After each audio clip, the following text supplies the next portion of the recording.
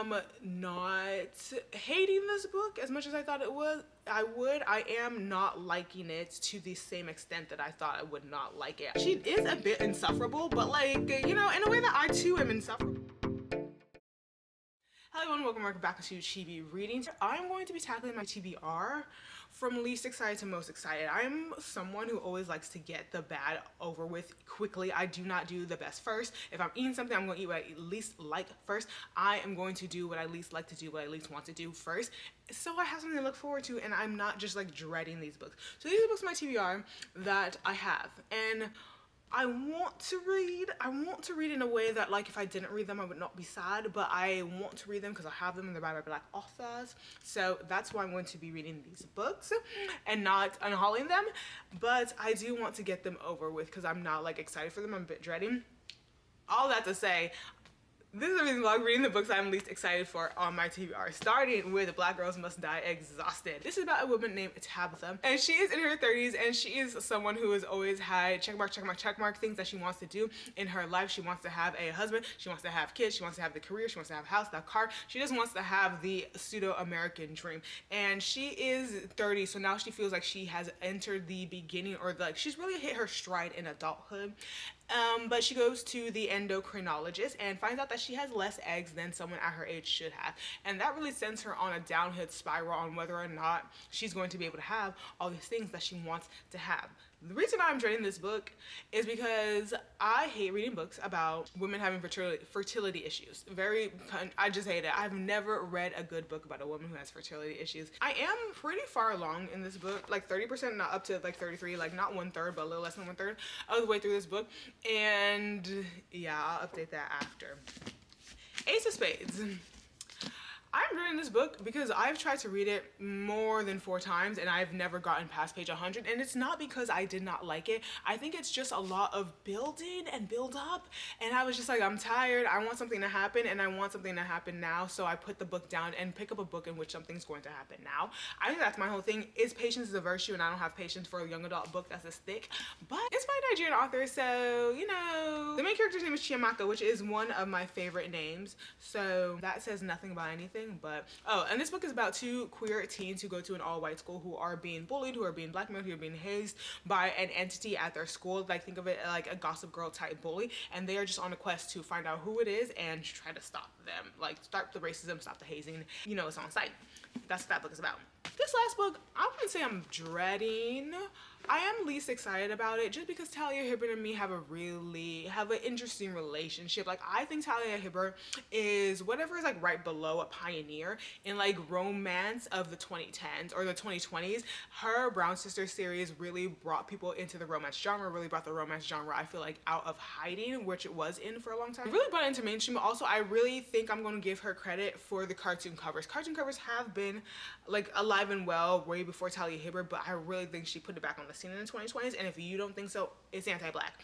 But Talia Hibbert, Highly Suspicious and Unfairly Cute, is her young adult debut. I think it's also her debut into Black love, having 2 Black characters. You know, she is an interracial relationship apologist, which no tea, no shade, but yeah, I think this is her first book in both of those. She might have written other, I know she has a lot of traditionally published books, and I've only read 4 of her books, so, and all of them have been interracial, so that's the only reason I'm saying that, but she could definitely have more. It's, again, no tea, no shade. And this is about a pair of best friends, young adult best friends, who one of them, the main male character, becomes a football star at the high school, so he kind of leaves her behind. They were kind of like, you know, not nerds, but kind of like under the radar, but he becomes Mr. Cool, Mr. Popular, and he just leaves her behind, and then they become enemies because, like, you ditched me, and I don't know why he doesn't like her. I totally understand why she doesn't like him. They end up on this kind of like survivalist, I don't know, it seems like a field day, like, you know, in high school you have like homecoming games. Like, I don't know if other high schools did this, but you have homecoming games where each of the classes like are pitted against each other, so it seems like something like that. So they are paired together, and now these enemies must find out what happened to dissipate their friendship and whether or not there's a romance that could be blossomed. That is a premise. Those are the books we're going to read in this reading vlog. I'm going to go ahead and give my update on Black Girls Must Die Exhausted by Jane Allen.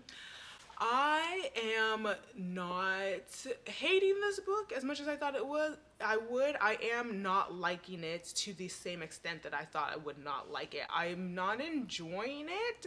It's kind of nonsensical in a a lot of ways. So basically this main character, we see the main character and she is on the first page she's finding out that she don't have the eggs that she needs to, that she should have at her age of 30, and that just sends her on a spiral. She was just like, everything I know about being 30, about being alive, about being a woman, about being black is just has just been dissipated by this one appointment, right? So she's on a downward spiral and she has to get to work. She is stopped by the police, and this is one extremely triggering scene. I mean, it's not triggering because like she ends up alive, but the way her reaction to the police is just so spot on for me. I remember, tangent, I was coming back from work or leaving work and going to school because I used to work full time and go to grad school full time. So I was leaving work and going to school, and I'm late for school obviously because I work at the top LA and then down to Long Beach. I went to school. So because of that, I was late, first of all, and then I see sirens behind me and I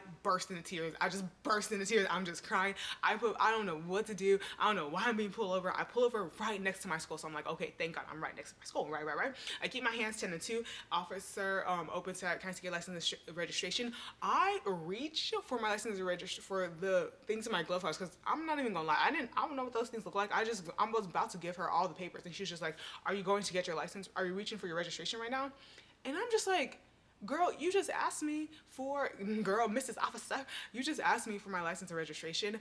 I'm obviously going to get my license and registration in my glove box. Why are you asking me that question? It just really just maybe she was just like, is that what you're reaching for? I'm like, no, I'm reaching for a shank. It just made no sense and it really pissed me off while I was crying. And I'm just crying. This lady don't give a damn. She don't give a damn. She was just like, your stickers are like 2 years too late. I was like, what stickers, my lady? I bought this car literally 3 months ago just so I can go to school. What stickers? I don't know what you mean. But anyways, I said, okay, I'm gonna change him, and then I went to class. But yeah, she reacted the exact same way. I was like, oh, wow. And then yeah, that whole scene with the police officer is kind of annoying because I'm just like, what are you trying to do, Miss Jane Allen? And I always ask these questions to the author, not the character, but because the author writes it, like the officer is just like, I don't know what is making you have this reaction towards me, but it's not right. I'm a third generation cop and this is not how I was raised to protect and serve like the citizen. I'm here to protect you. And I'm just like, okay, like what is the point of adding that, Jane Allen? I'm sure there's a plenty of cops who think that they are doing the world justice by being a police officer, but this is still a black woman being stopped by a white male police officer. She's going to be scared. Like, don't act like what's happening is just not happening. And just because there is a nice man who's a cop doesn't mean he's a good cop. Like, do you feel what I'm saying? So I was just like, what is the point of this scene? But anyway, she's erratic. She goes to work. And then we just find out a bit about Jane. So Jane is at a job in which she is trying to move up in the ring. So she has just bought a house, or she has just found a house that she wants to buy. It's in like the beginning process of buying the house. And she has enough money in her savings, exactly enough for her whole savings to put a down payment on the house. So that's where she is. But after she puts that down payment on the house, she ain't gonna have no savings. So she's like, I actually have to make more money. So she really wants to rise up in the ranks of her broadcasting, her news station. There is a white man who is kind of just always just being her rival. Everything she wants, he has to want it too. Every time she's about to have something good, he has to get something better. It's that tit for tat. And she arrives after being disheveled from this police officer encounter. She arrives, and then because of her disheveledness and because of like the mind state she's in after finding out that she doesn't have enough eggs, she loses out on a big breakthrough that is relevant to what she wants to talk about and what the kind of news she wants to talk about. And this takes place in LA, which is amazing. So because I know all of the places, and I feel like I love the picture this is painted of LA, because where to Kendrick, don't say you hate LA if you never traveled past the 10, because I feel like whenever I read about LA, it's always Santa Monica, it's Hollywood, it's just influencers, and I was just like, the part of LA that this book is showcasing is the part of LA that is the reality for so many people, and it's just the part that has like so much people, so much culture, so much history, so much of like the black icons that are from like Los Angeles come from these areas. Jane Allen's doing amazing at showcasing this so well, and I absolutely adore that. back to, yeah, so she misses out on being able to be a part of this new story about the new stadium that's being built. There's a Ram stadium that's being built, and it's being built in like the Inglewood area, which already displaced so many people who are native to Inglewood. Inglewood is a very predominantly black area where people have houses for generations. I used to live in Inglewood. It's my favorite, one of my favorite places in LA. So she wants to talk about that, how this stadium, yeah, it's going to bring in a lot of like economic boom, but like who is going to be displaced, and who is actually going to be the people who are reaping that economic boom, not the people who made Inglewood what it is, not the people who actually live there. So she makes that point, and he's just like, F that, let's talk about football. And then he gets the spot, and she's just like, this is the type of issue I always have to like worry about, right? So she's dealing with that, and then she kind of is in this weird space with her fertility. She's dating this guy for a year and a half, and she doesn't know whether or not she wants to like bring up that she's having fertility issues. How does she want to bring up that she's having the fertility issues? What is her end goal? She brings it up. Is she saying that she wants to have a baby today? And that's kind of where we are at in the beginning. This main character is 30. I do not know why she is acting the way she is acting. The way she is acting towards this man after finding out that she has fertility issues, the way she is acting towards this news station after she finds out this white man is trying to undermine everything she is. Like, you have lived in this world as a black woman for 30 years. Don't act so brand new. But I guess that's maybe the point of this book. Maybe she has been able... Oh, another thing, she's semi-biracial, so she also like, there's those little points of just like her having a white grandmother, that, and her white grandmother appears a lot in the story, that is just kind of irrelevant. She also has a very tragic background with her parents a lot.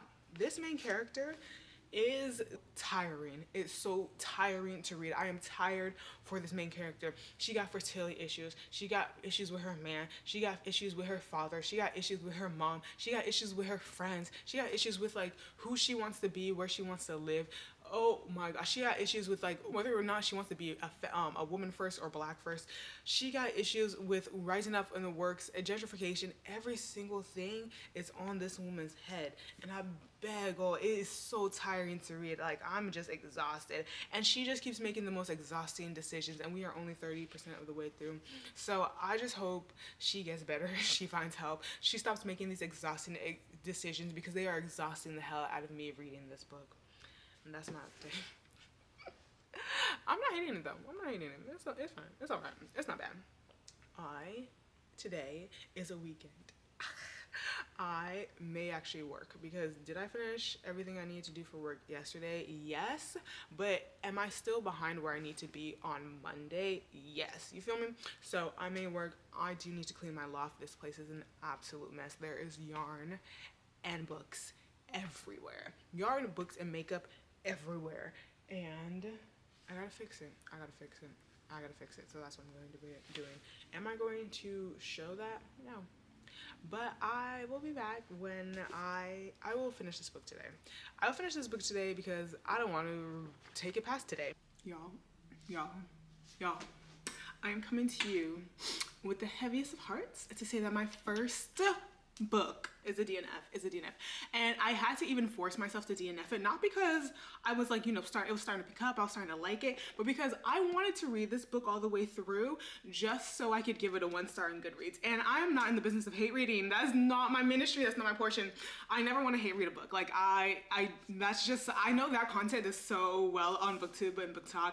I never want to hate read. If I'm gonna read a book, I want to like it, and I wanted to like it, but to no surprise, Black Girls Must Die exhausted. Mark today, whatever today is, that this book is going to be in my worst books of 2025. And wow, you didn't even read it. How are you going to put... I'm going to. You didn't finish...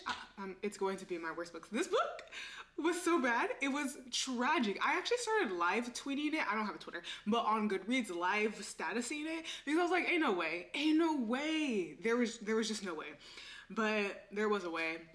And this book did every single thing wrong. I don't even know what update I gave you guys last. I got halfway through this book. I DNF'd it on page 161, and I wrote all the reasons why this specific page, I don't think I've ever read a worst page in my life. And y'all know I don't like to do too much with books written by Black people, especially books written by a Black woman. So absolutely nothing to Jane Allen. She's writing her truth. And I did say that I really liked the depiction of Los Angeles and California as a Black person. The way she did that in this book, she really gave a great outline of Black LA and how it's so just fun and elite, and there's just so much camaraderie in that.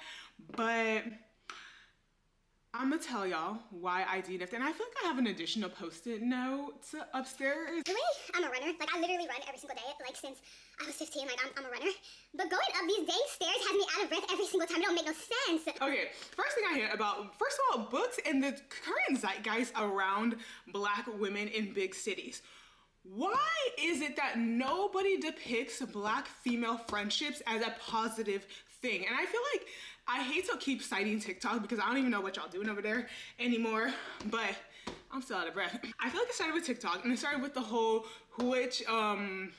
who survived the girls trip, like which people made it out the girls trip still friends. Started with that whole trend, and then it just got more and more and more, and I'm just like, where did this start and why are we perpetuating this? Like, these girls are not friends. These girls are not friends. They do not like each other. Why are you so skeptical of your friend's marriage? Why are you so skeptical of your friend's relationship? Why is the first thing that you want to like think about every time your friend tells you something about her marriage, every time your friend tells you something about her dating, you want to just categorize it as to why it makes her like not a good person? It was so weird. I'm just like, y'all don't have to be friends. There is a friend out there for every single one of us. Y'all don't have to be friends. And I just hate that this is the depiction in so much, I feel like, of just society. I don't think it's actually just black women. I think it's just girl friendships in general. This whole thing about like, yeah, girls trips, I'm just like, where did this start? And I'm like, are you guys actually going on these trips and then losing friends? Or did you guys just weren't friends in the beginning and decided to try to reconcile in a trip? Well, obviously that's not going to work. But I really just hate that. And I feel like that was my first strike with this book. I'm like, y'all are not friends. I'm talking like a real friendship. Real friendship where you're not rooting or always second guessing what your friends are saying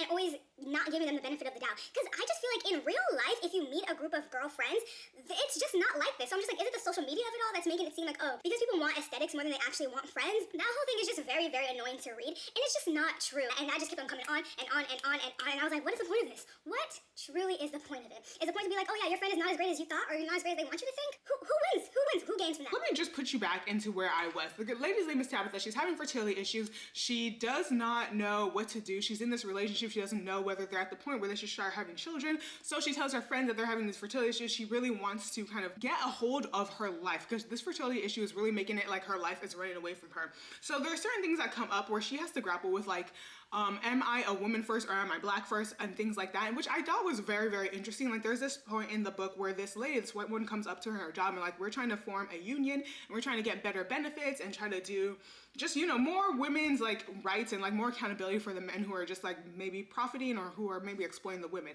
And she's just like, I ain't got time for that. I'm a Black woman trying to climb the corporate ladder. And I think that was a very interesting discussion because in that point, it's just like, she knows that she only has a finite number of chances to get ahead, especially in this room where she's not only the only Black person, but the only woman in the room. So she knows she has a finite number of chances, but also the women's relations at this company are also something that's important to her because she is a woman. So she's kind of grappling with like, I don't have time for that.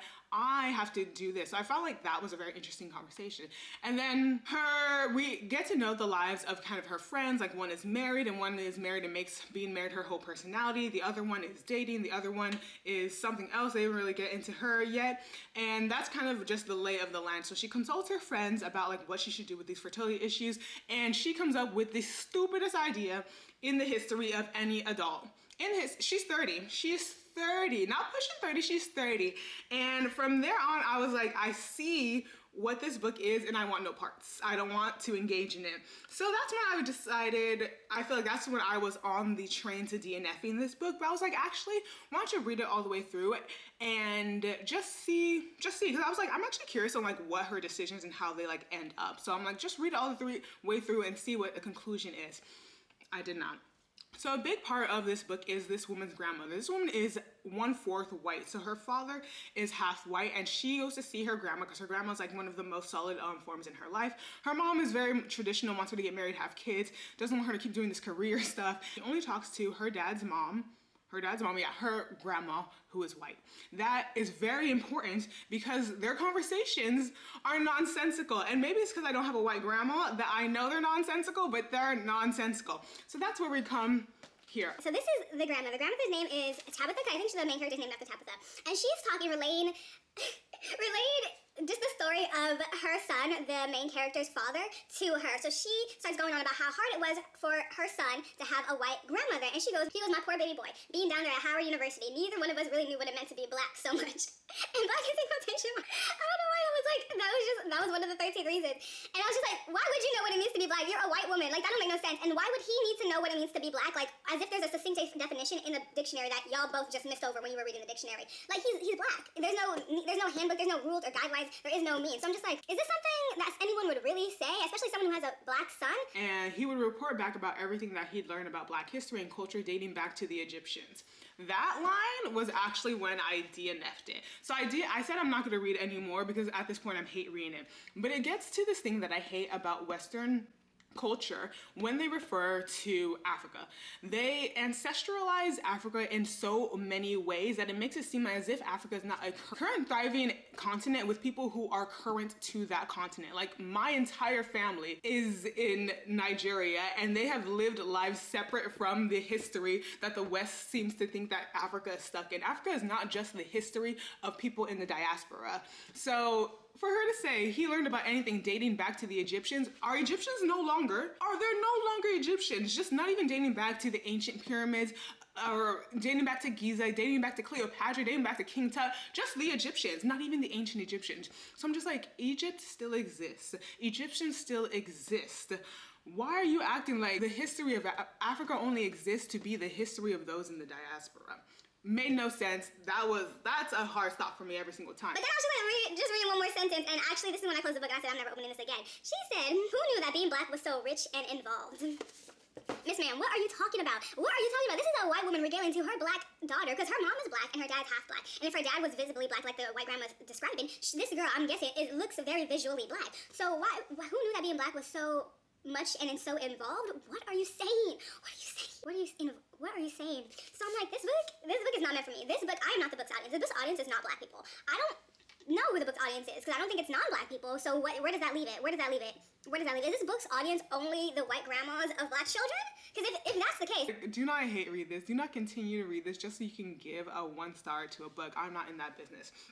So, since that time, I have gotten halfway through to Ace of Spades. Let's move on. I'm halfway through Ace of Spades and I'm freaking loving it. I'm loving this book. So, like I said in the beginning, it's about a girl, 2 characters who go to this kind of prestigious private school. They are the only 2 black kids at this private school, and they start being targeted by this anonymous kind of gossip girl texter. Someone will just text, and then but the whole school will get it. And it's very, very disparaging things. People are just trying to disparage them to the point where it is, I would have called the authorities. I would have called the authorities, because these are children. So that's one thing that a bit makes me uncomfortable, is like the things that are happening to these children. I'm talking like texts that are really just making them victims, or making them put in vulnerable positions where they could be victims of their school, where they can be victims of kind of bullies, where they can be victims of true violence out where they live. So it's actually a bit hard to read because of that, but I think it is very, very good. So at this point, they are just really trying to find out who's trying to frame them, because Chiamaka has a secret that could actually ruin her life even more than all of the secrets that have ruined her life. And this person keeps alluding to the fact that she knows the secret, that the person knows the secret, and that they are going to reveal it. Both of these characters are, like I said, the only black kids who go to this school, and they both have white male best friends, right? And they are also the only 2 being targeted. The only thing about this book is that, and basically at the halfway point, we are just going through how they are reacting and how the school's reacting and how their lives are changing after this gossip girl character keeps revealing these things and keeps targeting to them, to the point where now they have to team up, even though they have never interacted before, and they really don't know much about each other, except the fact that they both know that they're the only 2 people being targeted by this entity. We were halfway through the book. These 2 characters are the only black characters being targeted, and I'm telling y'all, it took them way too long to realize that the reason they were being targeted is because they are the only black kids at this school. They just really could not. They were just like, what could be about both of us to make this character just want to target us? I cannot, for the life of me, think about it. Like, what is it? And when they finally start to even think that like it could be because y'all are the only two black kids, they even brush it off so quickly. So I'm just like, are we living in a post-racial society? Could never exist and does never exist. But I'm like, is that the setting of this book, what it's supposed to be? Because it makes no sense when someone brings it up to his attention, another black kid was just like, is it because both of y'all are black? He's just like, nah, it can't be that. Why not? Why not? You are at a private school. Why not? You were at a private school on scholarship, and everyone knows you're on scholarship, and that has always been a thing. Why couldn't it? And Chiamaka still never, ain't never thought about that till this day. So I'm just like, what is it about y'all that you would think that at your big age, these kids are 1 year away? No, they're in their junior years because they're applying to colleges.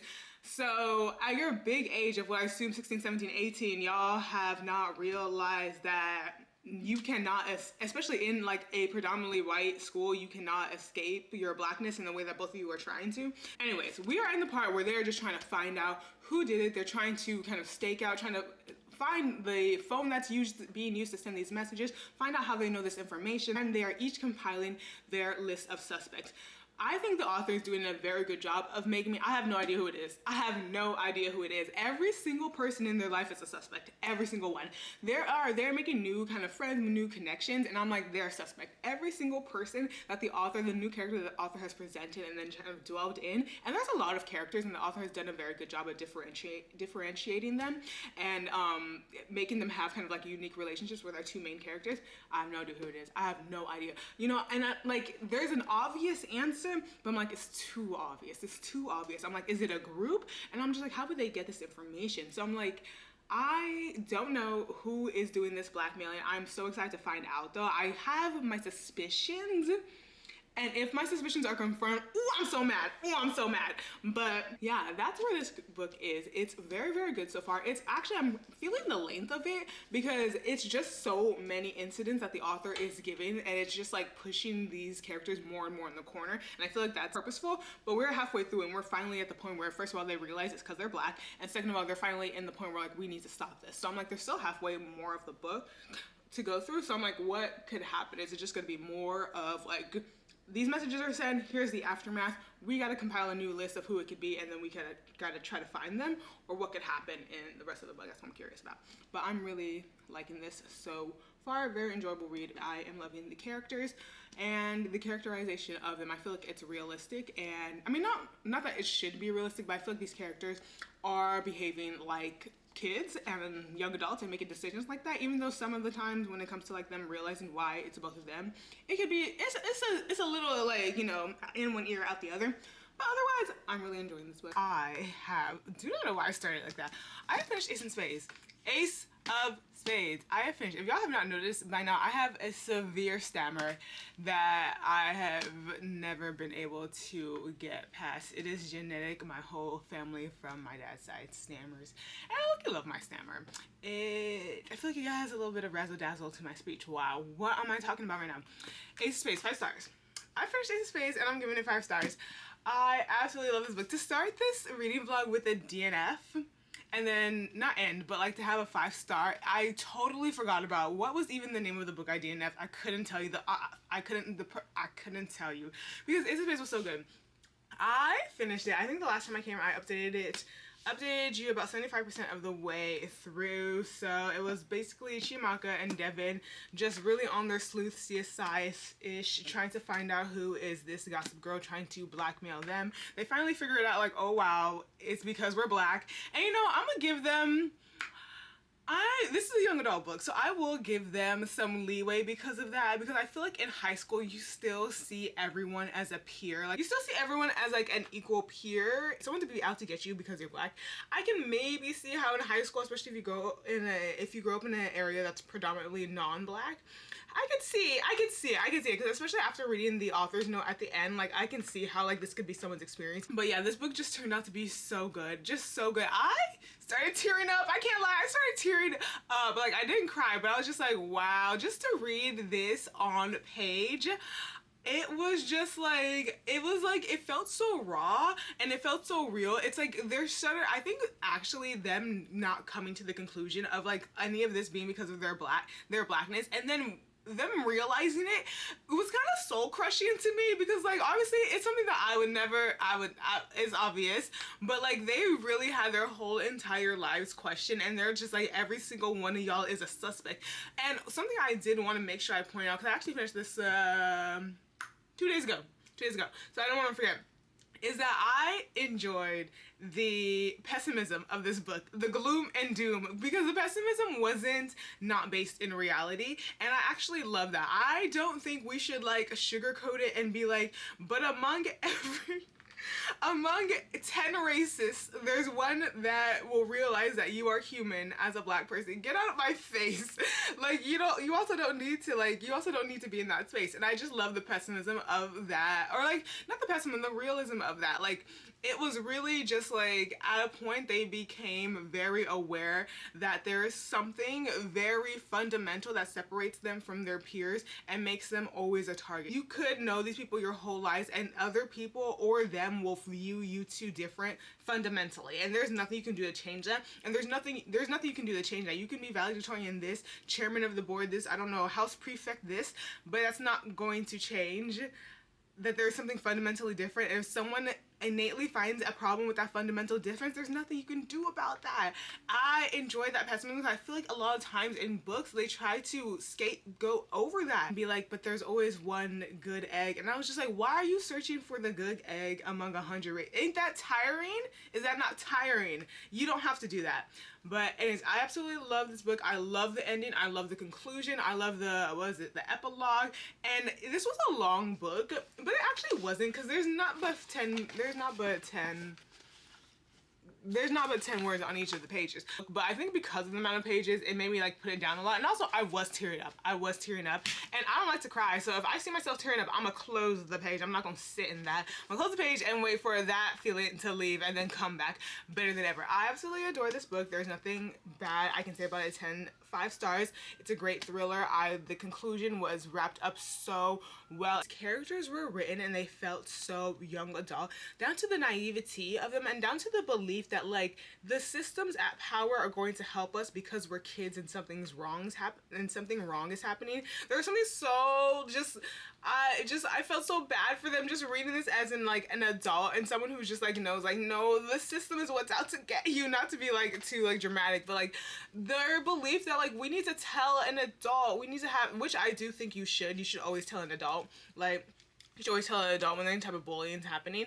But their belief in just the system is going to help them, even though they live on different color lines of the system, was just so sad to read, because I understand like you have no way out. If it's not the system, if it's not the adults around you, what can you do? Your 2 kids. I also love that how Chiamaka and Devin's relationship develops, because they are so fundamentally different people. They come from different backgrounds.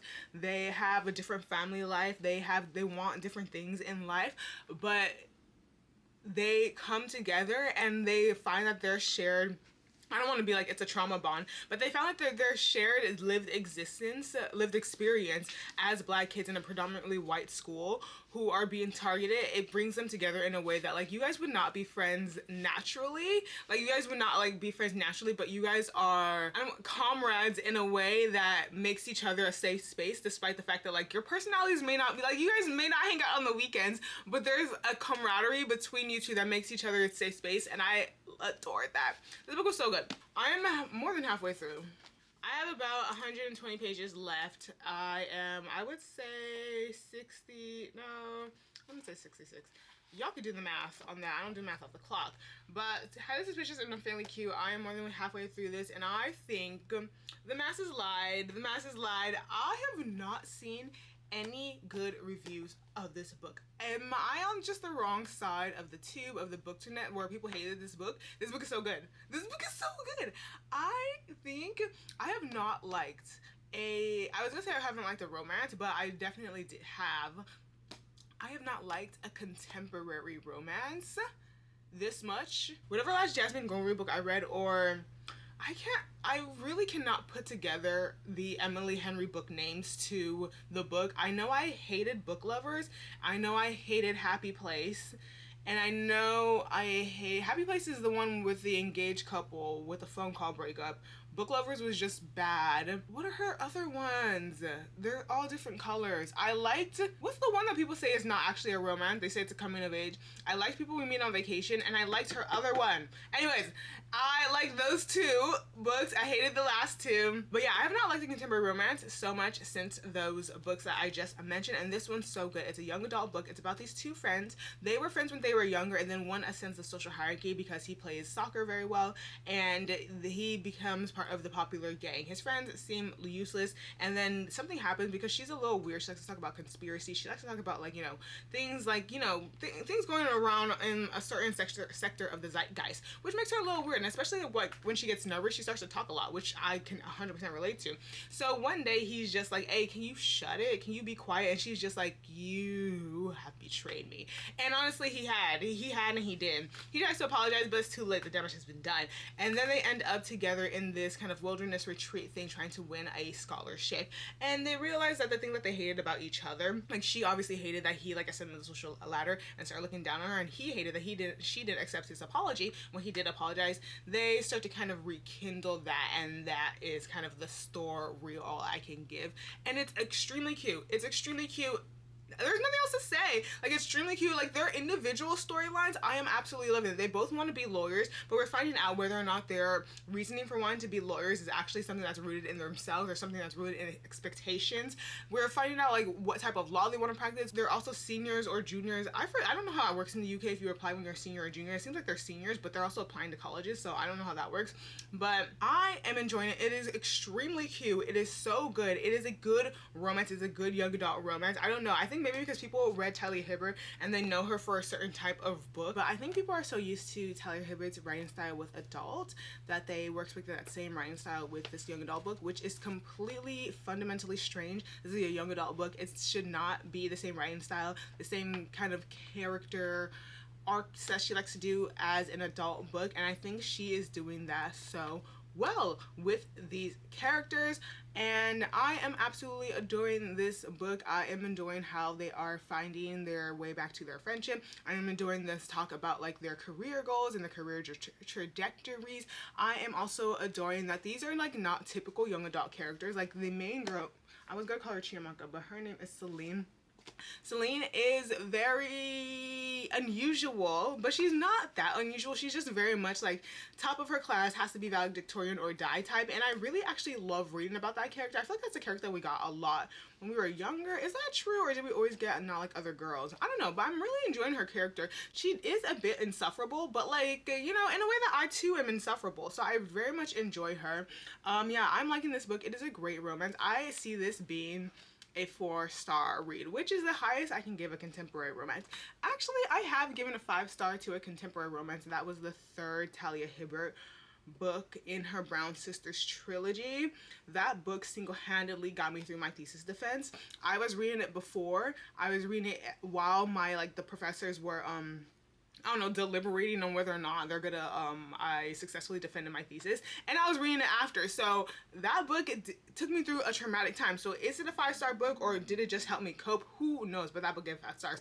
And the Jasmine Guillory book, probably, and I think I ain't never given a Heavenly Henry book 5 stars. I don't know, but yeah, I see this being a 4-star book, 4.5 star. It's very good. I'm liking it. I don't know why people haven't liked it. Yeah, I think y'all are really mad because there's no flaws with this book, honestly. I think this is also one of Talia Hibbert's best writing. So yeah, you can really see, I feel like, the development, and like she's able to write young adult and not it be just a caricature, or write it be just an adult book with no spice. Like, this is a very much a young adult romance, and I'm absolutely loving it. Yeah, I will finish this today. I'm doing nothing today but crocheting and reading. I will finish this book, and then I think I put 5 books in this reading vlog. Cut that out. Chiama, cut that out. Those last 2 books are going to go in a separate reading vlog. This thing is already too long. I don't know how people do reading vlogs and let them be less than 3 hours. I could talk. Girl, I could talk. Hello everyone, we have come to the end of this vlog. I have thoughts on these books. Black Girls Must Die exhausted. This book exhausted me. And I should have known, obviously, when people tell you who you are, you gotta believe them. Any decision that happened or any outcome that she had, she deserved it. And I don't mean that to, like, you know, she deserves, like, she's going through fertility issues, she deserves those issues, but, like, whatever outcome from your decisions ends up being the outcome, you deserve it. And I could not read it anymore. So I did DNF this book. I didn't have that book and I picked up Ace of Spades. This was a 5-star read for me. I absolutely adored this book. It is so good. There's a lot of the plot building up, like, and I think I usually don't like that because, or I don't know, not that I usually don't like that, but I feel like I'm not really used to that in a young adult book. It's more like turn the page, turn the page, turn the page, but there was just a lot of building up to strengthen the turmoil that you felt for the characters, to strengthen just to add strength to what they were going to. It was just a turn after turn after turn. They're being antagonized, and I know I said in one of the updates that it took them way too long to realize that the reason they're being targeted because they're the only 2 black kids at this school, but I'm going to give them some leeway because they are very young, and I feel like they're at the age where certain people feel like they can escape their blackness, where people think that like, oh, you are different from the stereotypes, so therefore you will be accepted by all, but that's not the case. You cannot outrun who you are,